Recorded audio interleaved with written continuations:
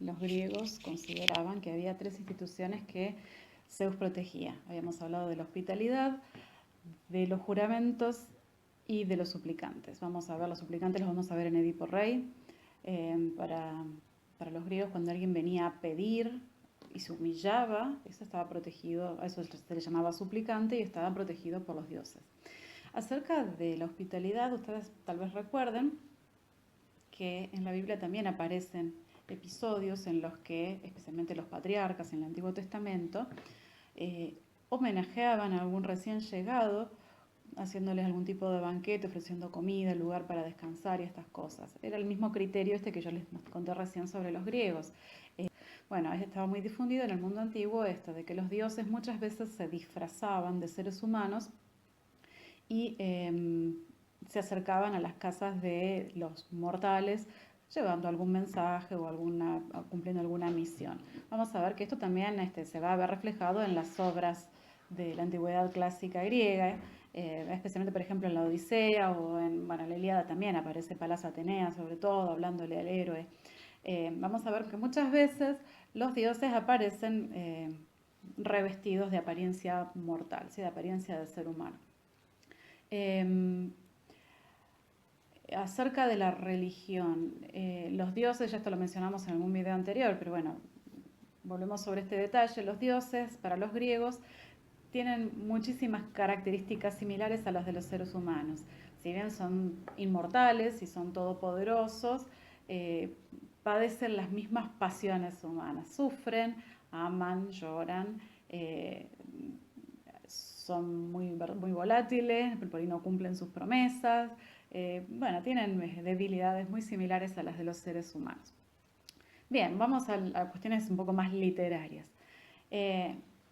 Hace un rato yo les hablé sobre los géneros literarios griegos y les dije que en la poesía griega teníamos la lírica, que es la poesía propiamente dicha, les hablé de la épica y les hablé del drama, ¿sí? Del teatro. Bueno, me voy a detener en lo que es la poesía épica. Yo les mencioné que poesía épica era poesía narrativa. Entonces, cuando ellos narraban, en sentido literario de narrar, no narraban en prosa, ¿sí? Lo que nosotros diríamos a renglón corrido, sino que se narraba en verso. No existía la rima, ¿sí? La rima no se consideraba, es un invento un poco más moderno, la rima, pero sí estaba la métrica, ¿sí? La medida. Los versos tenían una medida ya estipulada, bueno, los griegos tenían toda una clasificación de diferentes rítmicas, ¿sí? Para su poesía. El teatro también estaba escrito bueno, cuando fue escrito, ¿no? Estaba compuesto en versos y la narrativa también estaba compuesta en versos. A este tipo de narrativa compuesta en versos se la conoce como poesía épica, ¿sí? También se la conoce como poesía heroica. ¿Por qué? Bueno, porque generalmente los protagonistas de esta poesía épica eran héroes. ¿A qué se les llama héroes? Bueno, técnicamente un héroe es hijo de un dios y de un mortal, eso para los griegos. Sin embargo, podemos hacer extensiva la definición de héroe a personajes elevados, ¿sí? No era Juan de los Palotes común del pueblo, sino que era un personaje prominente, ¿sí? Dentro de la historia o de la mitología o de la religiosidad o inclusive dentro de la historia política, ¿sí? Eran personajes prominentes. Generalmente pertenecen a un pasado mítico, ¿sí? Cuando hablamos de un pasado mítico desde el punto de vista temporal, pensamos en un pasado remoto, un pasado fundacional. Como por ejemplo cuando hablamos de la época de la creación del mundo, nosotros los cristianos estamos hablando de un pasado remoto a pesar de que sea posible tal vez ponerle una fecha, ¿sí? Los griegos cuando hablaban de este pasado mítico se referían a un pasado que estaba alejado del punto en el que ellos vivían. Estos héroes, además de estar situados en un pasado idealizado en algún punto, generalmente eran guerreros. Vamos a ver en el caso de la Ilíada, que Aquiles, que es el héroe de la Ilíada, es un guerrero y la mayoría de los personajes son guerreros. Sin embargo, también hay otro factor también muy importante para ellos, ¿por qué eligen guerreros? Porque para ellos el elemento fundamental, valioso de búsqueda es el honor. y el honor se consigue a través de la valentía. ¿Y cómo se demuestra la valentía? Bueno, de dos maneras. Una de ellas en el campo de batalla, ¿sí? Ser valiente en el campo de batalla. Pero la otra forma de demostrar su valentía era a través de los viajes. ¿Por qué viajar te convertía en un héroe? Hoy en día no sos un héroe por viajar porque es relativamente fácil, bueno, ahora en cuarentena no, pero en general el mundo está muy globalizado, es muy fácil viajar de un lugar a otro.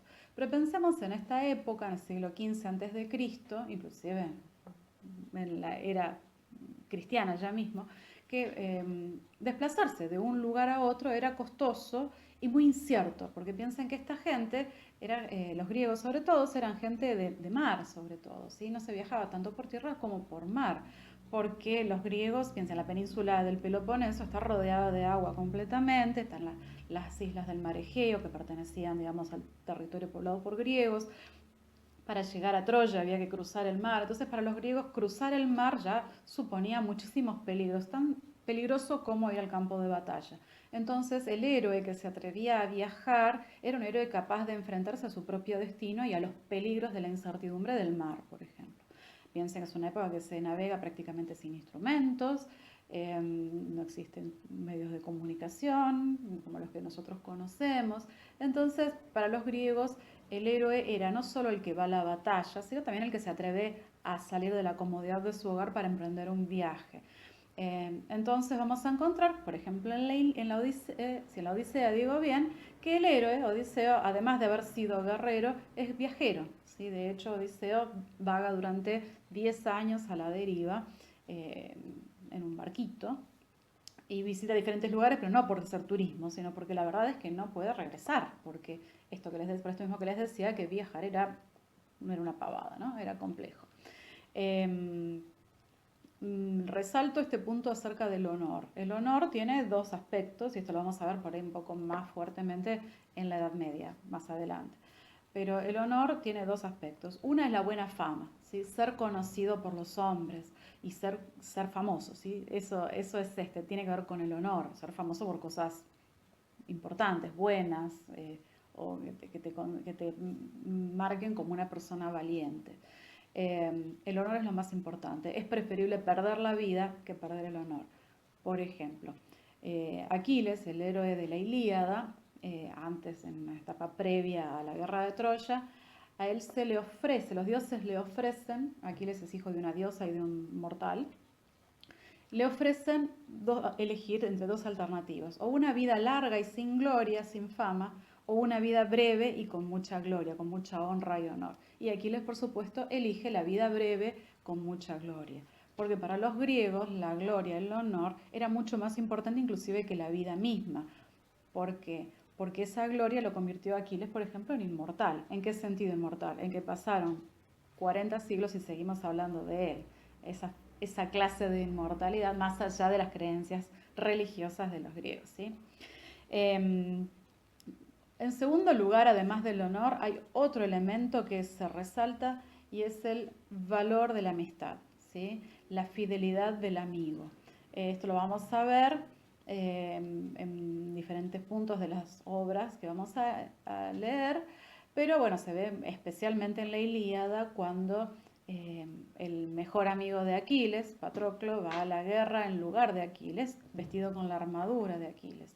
Héctor, el troyano, mata a Patroclo, y lo estoy spoileando un poco, y Aquiles, en virtud de su fidelidad hacia su amigo, se siente en la obligación de vengar esa muerte. ¿Sí? Bueno, ya vamos a ver los detalles, pero bueno, el valor de la fidelidad del amigo. ¿Sí? La lealtad a los amigos es, digamos que, un segundo valor muy importante. Los dioses, y vuelvo a lo de los dioses, intervienen en el devenir de los hechos en forma directa. Los dioses mueven los hilos y vamos a ver cómo, especialmente en la Ilíada, los dioses deciden y deciden de un modo muy caprichoso, ¿sí? A veces favorecen a unos, a veces favorecen a otros, por amiguismo funciona esto. por amistad, porque este le hizo sacrificios y viene un dios y le ruega a Zeus y dale, que ayudarlo a mi hijo, porque, bueno, y así los dioses van conventilleando un poquito y moviendo los hilos de la historia directamente, ¿sí? No hay un sentido de justicia o de bondad en estos dioses, porque como les dije antes, se portan como seres humanos bastante caprichosos, ¿sí? En algunos lugares, en la Odisea, por ejemplo, sí aparecen por ahí algún dios que favorece, son un poquito más constantes y con apariciones un poquito más homogéneas, ¿sí? Vamos ahora a hablar un poquito acerca de Homero y cómo eran las cosas en su época. Algo ya dijimos, ¿sí? Bueno, la poesía es oral. En la época de Homero nos situamos siglo IX antes de Cristo. Y tienen características muy particulares la poesía de tradición oral, ¿sí? Es fácilmente reconocible, porque tienen características. Les había comentado que los poetas en esta época, siglo IX antes de Cristo, y durante muchos siglos más, para los griegos eran muy importantes. Yo suelo decir en broma que los poetas eran los DJs de la época, ¿sí? Cuando había fiesta, cuando se reunían, les gustaba mucho la celebración a los griegos, les gustaba mucho ponerse alegres y comer y sobre todo beber. A la fiesta siempre se lo llamaba, se lo invitaba al demidurgos, ¿sí? El demidurgos es el poeta, es un profesional de esto. El demidurgos iba con su lira, ¿sí? Con su pequeña arpa, instrumento de cuerdas, y cantaba. ¿Qué cantaba? Bueno, cantaba sobre todo historias relacionadas con el pasado mítico que hablábamos hace un ratito. ¿De dónde la sacaban? Bueno, muchas veces recibían de poetas anteriores, por esto se aprendía, ¿sí? Con maestro y alumnos, los demidurgos, los poetas tenían sus aprendices, y estos aprendices seguían al poeta y aprendían. ¿Qué aprendían? Bueno, las fórmulas, las maneras, ¿sí? Porque por supuesto no se improvisa sobre la nada, no es que es todo de memoria solamente, ni todo improvisado, o sea, es una mezcla, hay fórmulas para la improvisación, para esto del carácter oral de la literatura. ¿Qué recibe? Bueno, un poeta recibe de su pasado, o sea, de sus maestros, de la tradición, recibe ya poemas ya compuestos. Homero se entiende que recibió poemas más breves, ahora podemos hablar sobre qué cosas agrega Homero.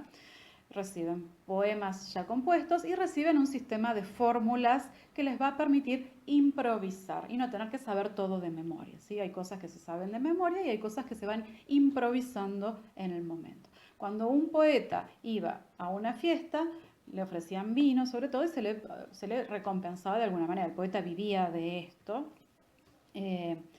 Y claramente los poemas que pasan de una generación a otra no pasan textuales, ¿sí? No pasan con puntos y comas y palabra por palabra, sino que se aprende de memoria una parte y las otras partes, bueno, se improvisa un poquito, ¿sí? Entonces, la tradición oral es una masa de variables, no pasa literal, o sea, la Ilíada y la Odisea que nosotros recibimos no son probablemente literal como salieron de la boca de Homero, sino como los recogió la tradición, como los aprendices de poeta aprendieron y pudieron reproducir y a su vez sus hijos, y bueno, se fue pasando durante muchas generaciones. Después de Homero, hasta el siglo VI, habíamos mencionado, la transmisión de las obras siguió siendo oral. O sea que antes de Homero tuvimos como unos 300, 400 años de tradición oral y después de Homero, hasta que se puso por escrito, hubo otros 200, 300, 400 años de tradición oral hasta que alguien asentó por escrito, ¿sí? Elementos típicos de la poesía oral. Bueno, hay fórmulas, ¿sí? Hay fórmulas que uno puede registrar que se van repitiendo en el texto. Por ejemplo, algo que se llama epítetos ornamentales, que ya se los voy a mostrar cuando los leamos. Les doy un ejemplo, cuando se habla de Aquiles, no se dice solo Aquiles, la, hizo tal cosa. Aquiles, el de los pies ligeros, la, hizo tal cosa. Y cada personaje tiene su epíteto ornamental, su caracterización. Hay expresiones que se repiten en modo de fórmula, se repiten líneas, no sé, no es siempre todo nuevo. hay esquemas que se repiten en la narración, hay temas que se repiten, escenas que se repiten exactamente igual. Cuando hay una escena de guerra se suele repetir exactamente igual, cuando hay una escena de sacrificios se suele repetir exactamente igual. Hay pequeñas inconsistencias que en un momento se dicen de una forma, en otro momento se dicen de otras. Hay algunas pequeñas incoherencias porque el relato oral tiene estas cosas, ¿sí? Y hay un manejo diferente del tiempo. ¿Por qué? Porque el que te está escuchando no siempre se acuerda todo lo que ya dijiste, entonces hay que usar el tiempo, narrar a veces en presente y a veces en pasado.